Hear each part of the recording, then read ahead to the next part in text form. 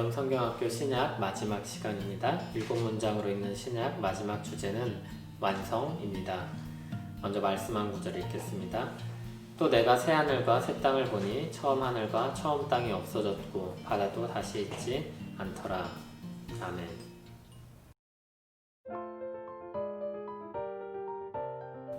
구약이 예수님을 통해 성취됩니다. 예수님이 이 땅에 오셔서 하나님 나라의 일을 하십니다. 십자가에서 죽으심으로 사람들을 구원하십니다. 그 십자가 은혜 아래 자격 없는 사람들이 구원을 받습니다. 그렇게 모인 사람들이 교회입니다. 교회는 성령을 통해서 세워지고 변화됩니다. 그러면 이 역사가 어디까지 흘러갈까요? 계속해서 이런 일들이 영원히 반복되기만 할까요? 성경은 이 역사에는 시작과 끝이 있다고 말씀합니다. 그러면 그 끝이 어디일까요? 오늘의 주제입니다. 소설이나 영화나 게임, 특히 미래를 그린 작품을 말할 때 디스토피아라는 표현을 써서 말할 때가 있습니다. 유토피아의 반대말로 암울한 미래를 가리키는 표현입니다. 역사의 끝, 종말이 온다면 그와 같을까요?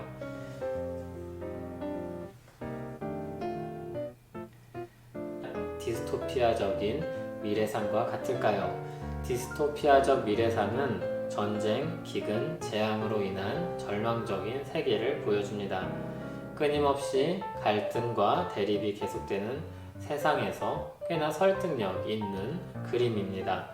또 공해로 인해서 자연 파괴가 계속되고 있기 때문에 막연하게 긍정적인 미래상을 말하는 것보다 훨씬 합리적으로 느껴질 수 있습니다. 게다가 성경에서도 종말에 있을 일들에 대해서 묘사를 할 때 그런 것들을 언급하기 때문에 더욱 신자들의 마음을 강력하게 사로잡을는지 모르겠습니다. 그러나 그런 미래에 대한 조망은 성경이 말하는 종말의 전부가 아닙니다. 종말의 일부이고 종말의 징조에 해당합니다. 그래서 그것을 전부처럼 여기고 거기에 너무 초점을 맞추면 절망적인 미래에 대한 기대 아닌 기대를 가지고 어두운 마음 또는 우울한 감정에 빠져들 수 있습니다. 그리고 많은 이단과 사이비가 그런 사람들의 마음을 이용합니다. 일부를 전체인 듯 속이고 거기에 자신들이 원하는 것을 조금씩 집어넣어서 사람들의 생각과 마음을 속입니다. 게다가 지금은 죄로 인해 모든 것이 뒤틀린 때입니다. 그로 인한 현상들이 있습니다. 자원은 영원하지 않고 점점 고갈되고 있으며 인류는 이 세상을 제대로 다스리지 못하고 파괴하고 있습니다. 그러나 그게 역사의 전부는 아닙니다. 역사에 소망이 있는 이유는 역사가 달라질 수 있는 가능성은 하나님이 계시기 때문입니다. 하나님이 계시기 때문에 역사가 달라질 수 있습니다.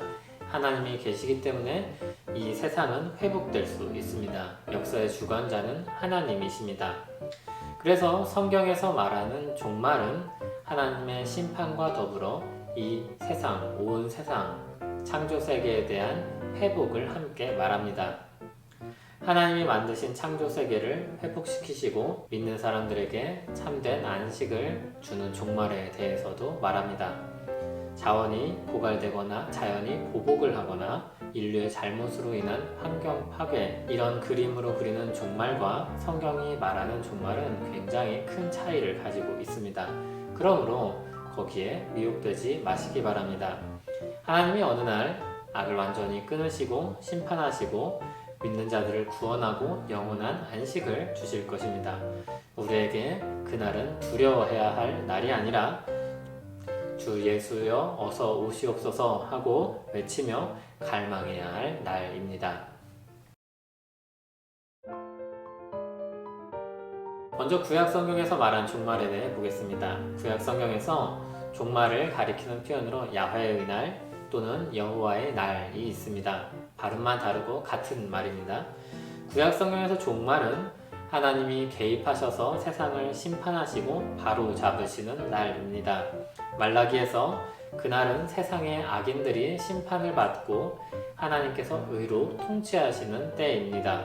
이사야에서 그날은 자연이 완전한 평화를 얻어 늑대와 어린 양이 함께 거하고 어린이가 뱀을 두려워할 필요가 없는 날입니다. 이처럼 구약에서 말하는 종말 역시 창조 세계가 회복되는 새로운 시작의 약속으로 그려집니다. 구약 성경에서의 종말은 대재난이나 멸종에 관한 것이 아니라 심판과 회복에 대한 것입니다. 하나님께서 임하심으로 그날이 올 것입니다.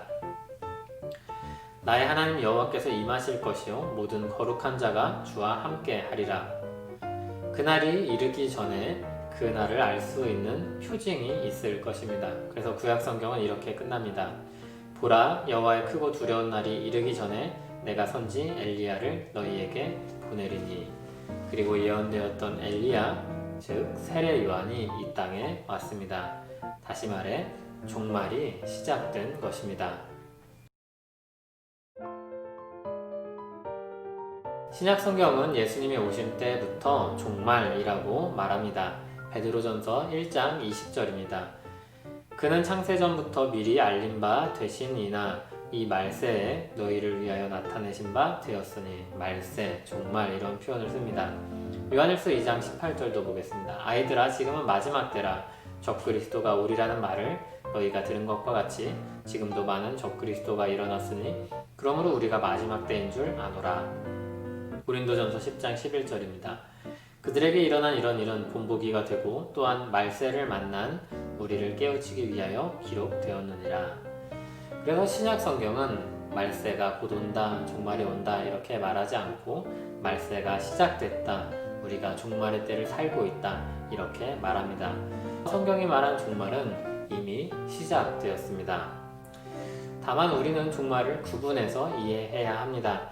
종말이 시작되었습니다. 그러나 아직 종말이 끝나지는 않았습니다. 우리는 그 사이에 있습니다. 종말의 시작과 종말의 끝, 이 사이에 있습니다. 신약 성경은 종말의 끝에 대해서도 말합니다. 종말의 끝을 어디서 볼 수 있을까요? 먼저 예수님에게서 볼 수 있습니다. 예수님은 종말에 우리가 어떻게 변할지 보여주는 첫 열매입니다. 우리가 얼마나 영광스러운 몸으로 부활하게 될지를 보여주는 첫 열매입니다. 또 성령 하나님도 첫 열매라고 불립니다. 로마서 8장 23절을 보면 성령의 처음 익은 열매라고 나오는데 이것은 우리가 받은 첫 열매, 곧 성령 이렇게 읽어야 합니다. 하나님께서 성령을 믿는 자들에게 주셔서 장차 있을 날에 풍요를 경험하게 하십니다. 마지막으로 그리스도인 역시 그날을 보여주는 첫 열매입니다. 완전하진 않지만 그리스도인이 변화되었기 때문입니다. 장차 올 날에 맞는 모습으로 변화되고 있기 때문입니다. 그 예 중에 하나가 서로 용서하고 서로 사랑하는 마음이 바로 그런 것입니다. 물론 이 종말의 때는 무조건 다 잘 될 거야, 좋은 날이 올 거야, 막연하게 원하는 바람을 그저 말하는 게 아니라 하나님이 주신 약속을 믿고 기대하는 것입니다. 그래서 그날을 기다리는 신자는 운명론처럼 무조건 좋은 날이 올 것이기 때문에 마음대로 살아도 된다고 생각하거나 말하거나 행동하지 않습니다. 오히려 신자의 마음은 이렇습니다.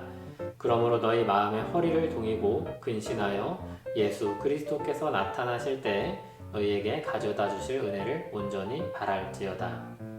말세와 같은 이때를 살면서도 온전한 회복의 날을 바라보며 하루하루를 열심히 성실하게 거룩함을 추구하며 살아갑니다.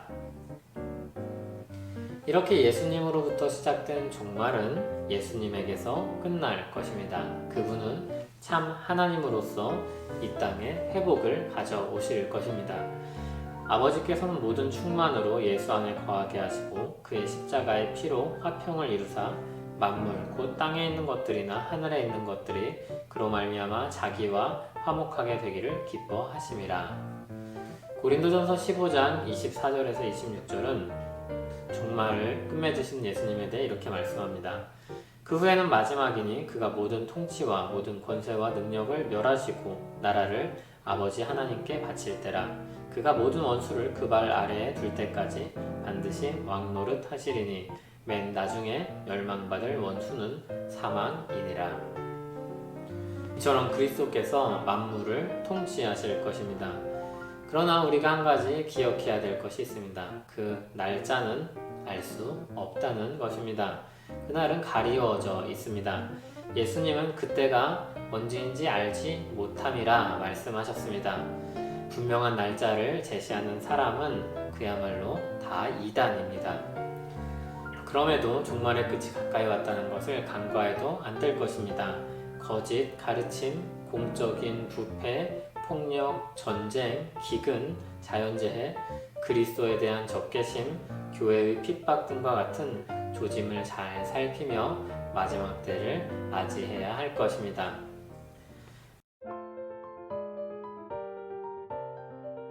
그럼에도 신약성경이 가장 주목해서 보게 하는 것은 그리스도의 재림입니다. 구약성경에서 말하는 여호와의 날은 신약성경에서 주 예수의 날 혹은 그리스도의 날로 불립니다. 그분은 하나님으로서 창조 세계의 질서를 부여하고 구약의 예언을 성취하실 것입니다.